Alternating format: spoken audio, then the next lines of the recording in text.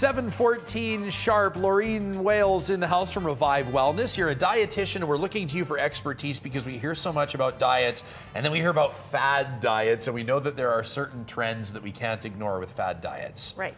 Okay, you've brought in a graph right now Yes. here. Now, this is very interesting to set the scene for what we're talking about. Laureen, tell us what we're seeing here. So what we're seeing here is somebody who actually goes on a diet. You know, they start off at 150 pounds and they want to lose some weight for the summer, like you said. They lose a bit of weight. Only 2 to 5% of people are successful at actually maintaining that weight loss. So barely anybody. Barely anybody. And what typically happens is that they regain the weight that they've lost, but also regain a little bit more.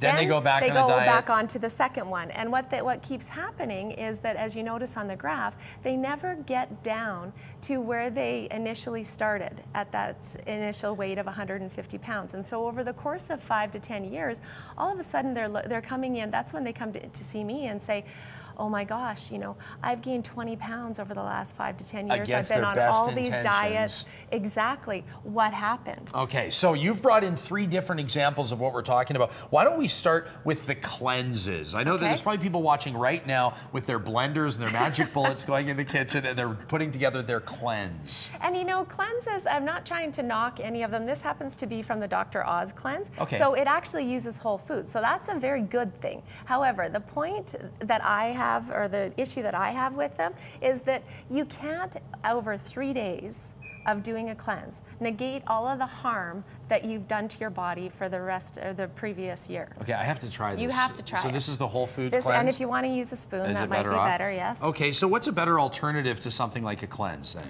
Well, to actually eat these types of whole foods on a daily basis. Don't go from having absolutely no vegetables to 3 days. That's all you're going to actually focus on in eating is vegetables. And it's not awful, but it's not amazing. No. Is this qualifying as a protein, supplement? It's a supplement. It's a meal replacement bar. And same with this. This is a Slim Fast Shake. Okay, so these are the second type of fad or crash diets. Yes. And so there is good research to support that people can be successful at losing weight if they replace a meal with one of these. But my question is sustainability.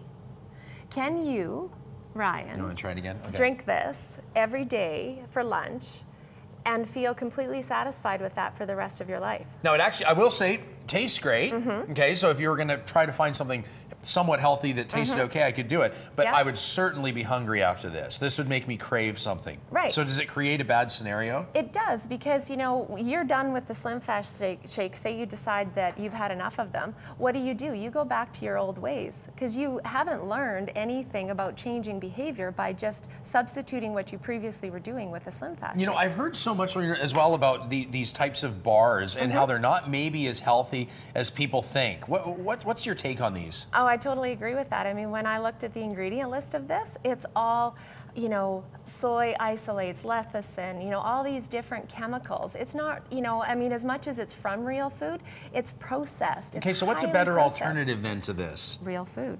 Real food. Like Real food. What should somebody take to work to snack on instead of one of these? Some nuts, some Greek yogurt, some fruit, some vegetables, hummus, you know, roasted chickpeas, things like that, you know, whole foods that are actually going to allow your body to do what it was intended to do, and that is digest food and get all of the nutrients out of it to help keep you nourished. Okay, so we've gone through your take on the cleanses and the supplements. Yes. Now we have here what appears to be kind of dialed back meal examples. Yes. So this is an example of what you would get as a man on Dr. Bernstein. This is about 1,000 calories. Okay, so this would be my entire, so this would be my breakfast here? It would be. And then what would be my lunch? This? This would be your lunch. Which is, I would not be a happy camper. And then that this would be your my supper. dinner. Yes. Okay. And so for most women, women would only end up with that much, because you're looking at about 750 calories. Okay, so you get an open-faced egg sandwich for breakfast. Yes. Okay, you know what I can do? I think we could probably fit in, you know, where are you getting your Don't eat it yet. Yeah, but here, let's look at this. This might be how I would say, this is during the holiday season, like what my buffet first serving might look like. But this would be an entire day, to put it into perspective. That's right. And on that type of a diet, the low-calorie diets, you aren't going to achieve your recommended intake for all of your nutrients. So on top of this, you need to take injections of different vitamins and minerals to achieve that status. Okay, now, of course, what we need to know is the better alternative. What's the better alternative to something like this, the low-calorie diet? The better alternative is eating balanced. It's about, you know, changing lifestyle or long-term behaviors that are going to make you successful in the long run on maintaining weight. Do we ignore exercise too a little bit too much? Absolutely, we do. I mean, we're humans, right? We choose the path of least resistance 100% of the time if we could.